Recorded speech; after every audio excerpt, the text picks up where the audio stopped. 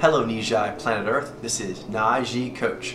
Today's episode is on Nyy'zai life partner hierarchy. The life partner hierarchy is sort of like an advanced or continuation of the social alchemy groupings you already learned. So on that you actually saw the inspirational grouping and also the same source and things like that. There's whether or not it is giving you inspiration, augmentation, suppression. So inspiration would be relationships where your powers are having their inspirational powers. So for you, Nyi, having Nai, your Zai, having Xyi, to pull your powers and get them to grow more and to expand themselves outside of their native shores, but within the channel that is native to them. Augmentation relationships is going to be where it's powers that you already have. So some form of having Nyi or Zai, this is going to augment you. And so that's already been covered a bit in social alchemy, but it's being especially focused on here because with life partners, you're talking about two things in particular. The fact that in order to be a life partner, you need to have a complete story.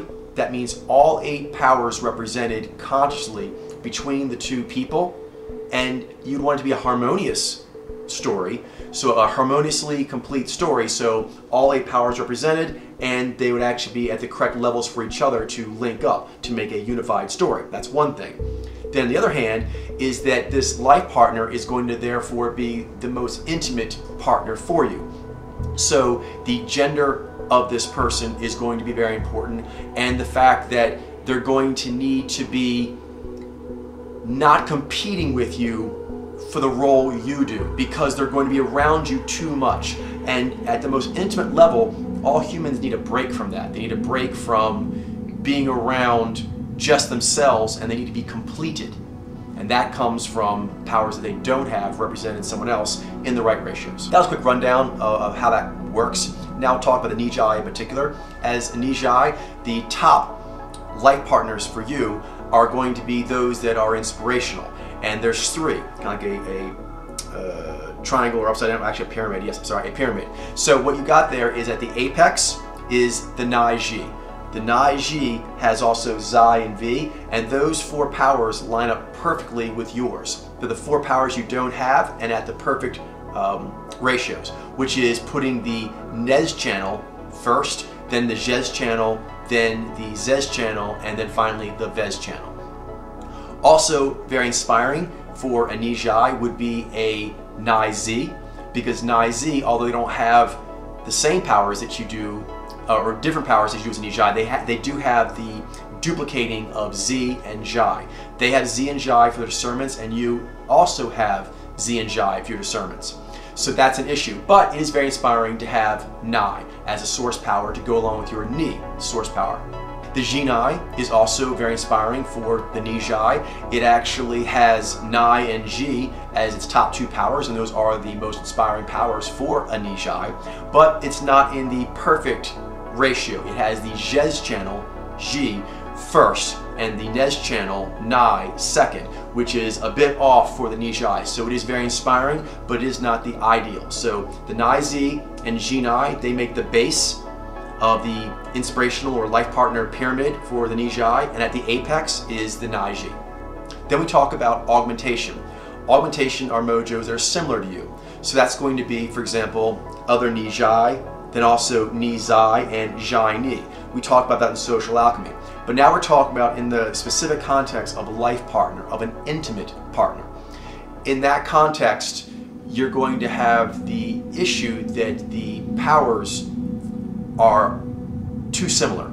You don't have the full range. You don't have the full 8 powers going on. So this is okay in a working relationship, even a good friendship, but as far as intimate and sort of all-pervasive, that's going to be a problem because that's actually overlapping with what you do. With your life partner, there needs to not be competition of priority. Okay, so that's why with all inspirational relationships, you're going to actually have adaptives paired with directives, objectives paired with subjectives, and so on, so that they actually don't compete, but they actually are favoring the same channels. So that's what you want. With augmentation, it's going to be getting your own powers stronger than they already are natively, but not expanding to the other four, for example. Now it's important to note, if you saw the social alchemy, that that is a very strong social alchemy.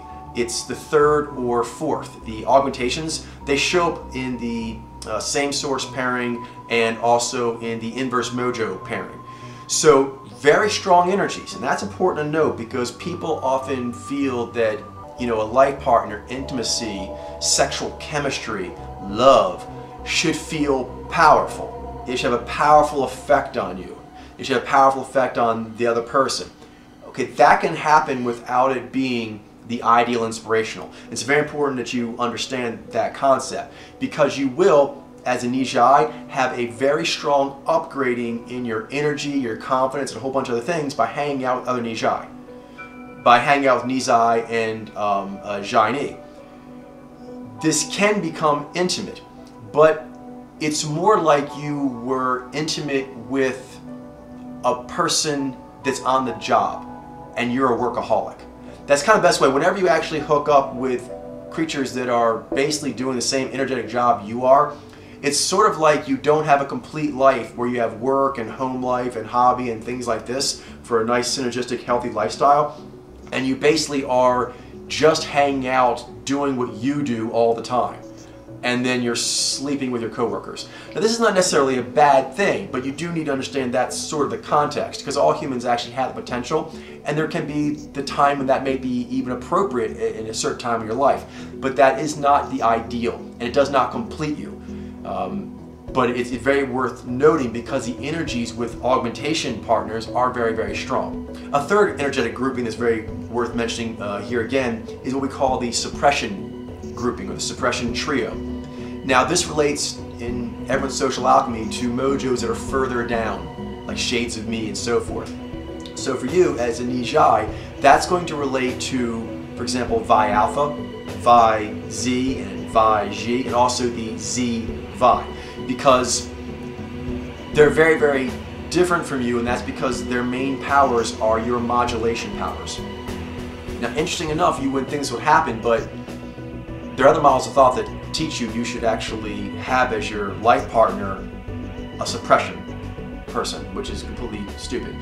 Just be aware of that. But that's taught a lot, and the reason this can happen is because if you are in a weakened state and life is kind of like kicking your butt, say as a Nyy'zai, the world is kind of really on you about Zyy'y and Vai. Having someone who can handle Zyy'y and Vai very well can feel good. It can feel like a savior. It can feel like someone who came and saved the day, like Zyy'y and Vai was a real problem and now they did all that for you. Or at least they made it a lot easier. And so a sense of gratitude or security or so forth can actually make any mojo feel that a suppression relationship is actually helping them, but it's not. But the reason that can be confusing is, well, twofold.